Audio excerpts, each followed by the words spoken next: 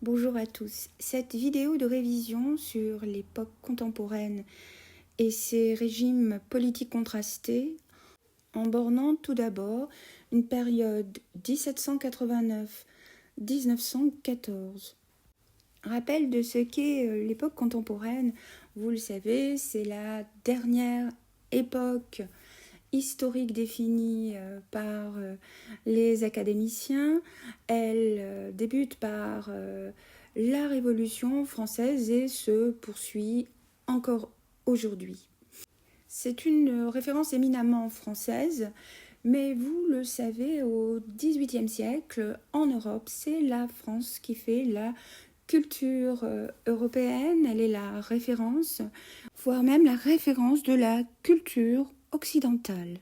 Ce qui est particulièrement intéressant dans cette époque contemporaine, c'est-à-dire de 1789 à 2023 pour la France, c'est la succession de régimes politiques à la fois démocratiques, mais aussi avec des retours en arrière, des régimes réactionnaires, soit revenus avec un système de monarchie absolue, de monarchie parlementaire, d'empire avec le premier et le second empire du XIXe siècle, ou encore la dictature de la France de Vichy entre 40 et 44. Enfin, pourquoi 1914 ? Parce que votre programme qui inclut la Première Guerre mondiale, mais on l'arrête en 1914 pour ce qui est de la Troisième République, une Troisième République qui débute en 1870 et se termine en 1940. Donc en fait, j'ai choisi ce premier bornage, pour le faire coïncider avec un événement mondial, la Première Guerre mondiale, plus exactement le début de la Première Guerre mondiale. C'est avec cette première frise chronologique qui débutait en 1789, fin de l'Ancien Régime, et se terminait à la fin de la monarchie de Juillet. C'est une monarchie parlementaire entre 1830 et 1848 qui se clôt avec la révolution de février 48, le printemps des peuples qui a traversé toute l'Europe, une première vue de la succession des régimes politiques au tout début de l'époque contemporaine, à la fin du XVIIIe et dans la première moitié du XIXe siècle. Les couleurs choisies ne sont pas conventionnelles. J'ai cependant tenu à conserver le rouge pour ce qui est de la Première et la Seconde République et les épisodes de soulèvement populaire comme la Révolution des Trois Glorieuses en 1830 ou encore la Révolution de février 48. Quant au coup d'État du 18, Brumaire, la couleur orange parce qu'il a été présenté aux Français de l'époque comme justement un régime politique plus légitime que ne l'avait été la Terreur. Le noir pour la première et la deuxième restauration de Louis XVIII et Charles X, qui sont le premier, le frère cadet de Louis XVI, et le second, le Benjamin. Alors le noir parce que c'est un retour à la monarchie absolue pour cette première et cette deuxième restauration. Quant au Premier Empire, difficilement classable, j'ai choisi la couleur violette pour le distinguer des autres régimes. Enfin, la monarchie de Juillet, qui est une monarchie qui fonctionne avec une constitution et qui s'est voulu en quelque sorte un modèle à l'anglaise, je l'ai choisie en vert foncé parce qu'elle rappelle la monarchie parlementaire qui aurait dû succéder à la révolution de l'année 89 et qu'a refusé Louis XVI en 1791. Cette frise qui est à votre disposition dans le cahier de texte de la classe. Quant au printemps des peuples que j'ai évoqué et qui a posteriori, a priori, ne vous dit peut-être rien. C'est le soulèvement de la jeunesse des étudiants, et ce dans toutes les capitales européennes. Jeunes gens portés par les idées révolutionnaires, paradoxalement diffusées par l'armée impériale, notamment de Napoléon Ier, veulent désormais prendre en main leur destinée contre les autocrates. Alors ce ne sera pas pour tous une réussite, mais ce printemps des peuples et cette révolution de février 48 en France va donner naissance à la Seconde République. Si vous êtes curieux de littérature, sachez que cette révolution de 1848 a été le contexte historique de l'éducation sentimentale de Gustave Flaubert. Alors lui qui est contre les révolutionnaires, en fait c'est le nombre et la question du suffrage universel qui effraie Gustave Flaubert, qui est plutôt conservateur et réactionnaire de valeurs bourgeoises, ce qui n'empêche pas cet auteur d'être très acide et cynique face aux conservateurs de l'époque. Quant à Victor Hugo, alors ce qui est très intéressant, en 1848, il est du côté de l'ordre établi. L'ordre établi, c'est la monarchie de Juillet.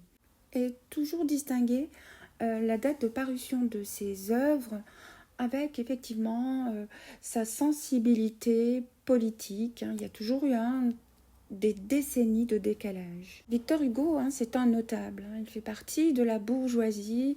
Il est reconnu à l'époque par les pairs et c'est un notable de la monarchie de Juillet. Cependant, il va se résigner à la République puisqu'il se fera élire député de la Constituante. Ce qui est très important pour comprendre Victor Hugo, c'est sa visite quand il part en commission sous la Seconde République de villes textiles du Nord, et c'est un choc humain pour lui de découvrir la misère épouvantable, misère dans laquelle vivent les ouvriers de la conurbation Roubaix-Tourcoing. L'année 1850, et c'est vraiment l'année où il bascule complètement à gauche. Et c'est assez radical pour cet auteur, cet écrivain qui a commencé comme un monarchiste légitimiste, c'est-à-dire pour la monarchie absolue, puis qui a basculé bonapartiste. Vous le voyez que je l'ai indiqué, dans les châtiments, effectivement, qui rassemble des poèmes de jeunesse aux soldats de l'an 2 et qui va basculer totalement à gauche dans les années 1850, totalement brisé par la misère qu'il va pour la première fois côtoyer. Misère que ce grand bourgeois va pour la première fois côtoyer. Et c'est presque à 50 ans qu'il a basculé à gauche. C'est ça qui est très impressionnant. C'est Victor Hugo, c'est tous les temps politiques de sa vie d'homme qui vont également, ces temps politiques, façonner ses prises de position d'artiste et son œuvre littéraire. Après cet aperçu de la frise chronologique, voyons ensemble la période révolutionnaire de la Terreur à la fin du Directoire 1792-1799.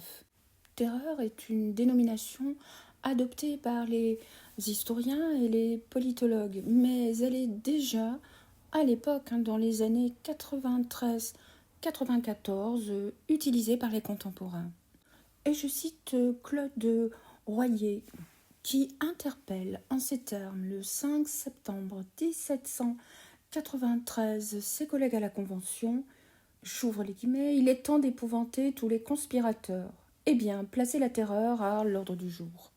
Donc ce n'est pas seulement l'analyse a posteriori de cette période qu'il a fait s'appeler la terreur, mais même ses contemporains et les montagnards qui ont décidé des arrestations massives, des exécutions nécessaires, désignent cette terreur comme une normalisation de la dictature, et l'on va voir pourquoi. Je vous propose un zoom sur ces années-là, c'est-à-dire la fin de l'Ancien Régime jusqu'à la fin de la Terreur, pour que vous la distinguiez.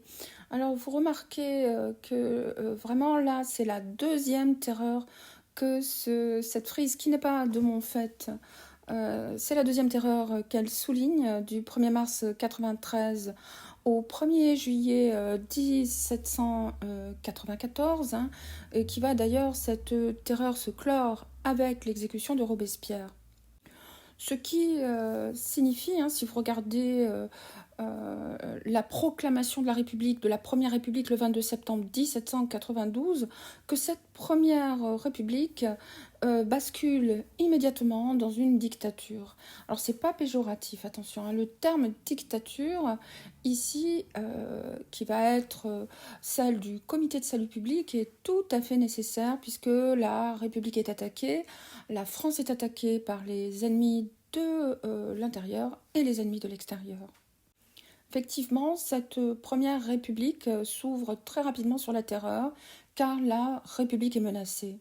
Si la nation est souveraine, en revanche, il est impossible, dans ce contexte de guerre, d'organiser des élections. Eh bien, c'est prévu par la Constitution, c'est-à-dire qu'un petit nombre d'hommes, le Comité de salut public, prennent pour tous les décisions nécessaires à sauver la République, à sauver la France. Sauver la République attaquée par les ennemis de l'extérieur, les monarchies européennes, l'Autriche, la Russie, et tous ceux qui veulent évidemment sauver la famille royale qui est emprisonnée au Louvre, et restaurer la monarchie absolue à l'Ancien Régime. Mais encore, la République est attaquée par les ennemis de l'intérieur, les contre-révolutionnaires, ceux-là même qui veulent conserver cet ancien régime, c'est-à-dire l'absolutisme, et qui voudraient renverser la nation. Et pour cela, cette Première République a prévu dans sa constitution une dictature prévue pour 6 mois maximum. C'est la modélisation de la République romaine. Et cette dictature, le Comité de salut public, avec notamment Robespierre et Danton, qui en font partie, vont décider de lois d'exception. Et ces lois d'exception, évidemment, vous avez compris, elles vont enjamber en fait le pouvoir législatif, ne vont pas être soumises à consultation auprès de députés, mais vont être adoptées dans le cadre de cette dictature. Une dictature justifiée par la guerre. Deux lois d'exception, la levée en masse de combattants pour repousser les ennemis de l'extérieur, et la loi des suspects pour immédiatement arrêter les ennemis de l'intérieur, les soutiens à l'Ancien Régime, au roi et sa famille, mais également soutien aux monarchies extérieures. Des exécutions publiques, mais également des assassinats, exécutions mises en scène avec la guillotine. Et attention aux idées reçues, c'est à peine 6,5% du clergé et 8,5% de la noblesse qui seront parmi les victimes, alors que 85% des condamnés font partie du tiers-état. Comment expliquer cette surreprésentation du tiers-état parmi les condamnés ? Il s'agit en fait D'abord, c'est très régional, c'est très géographique. La Bretagne est terre de catholicisme et en opposition totale avec la Première République, qui se veut non pas laïque, attention à ne pas confondre, mais qui oblige les prêtres à prêter serment sur la Constitution, ce que les prêtres catholiques refusent en général. Et cette population, ces paysans de Bretagne, de Vendée, vont défendre leurs curés, leurs prêtres dans les paroisses, et c'est pourquoi ce tiers-état est surreprésenté dans les victimes. Ces assassinats seront beaucoup moins mis en scène sur des places publiques, par des échafauds, c'est-à-dire la guillotine, hein, ce sera plus ils seront passés par les armes, décidément, je ne vais que me tromper. Aujourd'hui, en termes de statistiques, l'on est très éloigné des quantités, du volume d'exécutions et de victimes à l'époque. Alors au plus large, on compte 50 à 60 000 victimes directes de cette terreur. Alors c'est déjà énorme, mais évidemment au regard des hécatombes, des guerres mondiales ou encore des récents génocides, c'est difficilement comparable.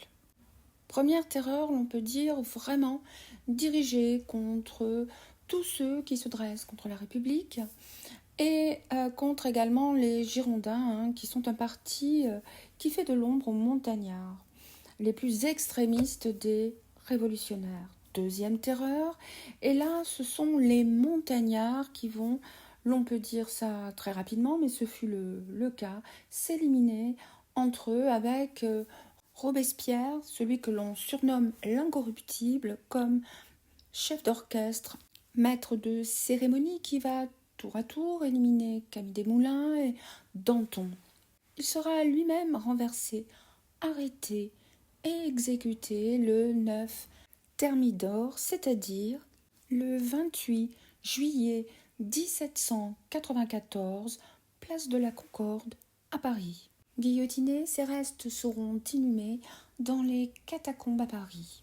C'est donc le retour à une république apaisée qui va succéder à cette période de terreur, et c'est ce que nous allons voir ensemble dans la deuxième partie.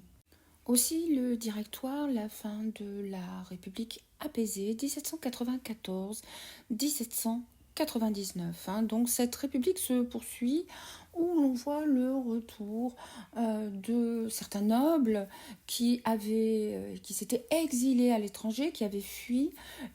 Également cette bourgeoisie qui a payé tout de même un lourd tribut à la Révolution, revenir aux affaires.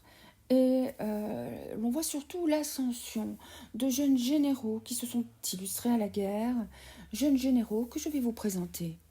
Jeunes généraux, du moins lorsqu'ils débutent leur carrière, que je vais vous présenter par ordre chronologique, c'est-à-dire du plus âgé.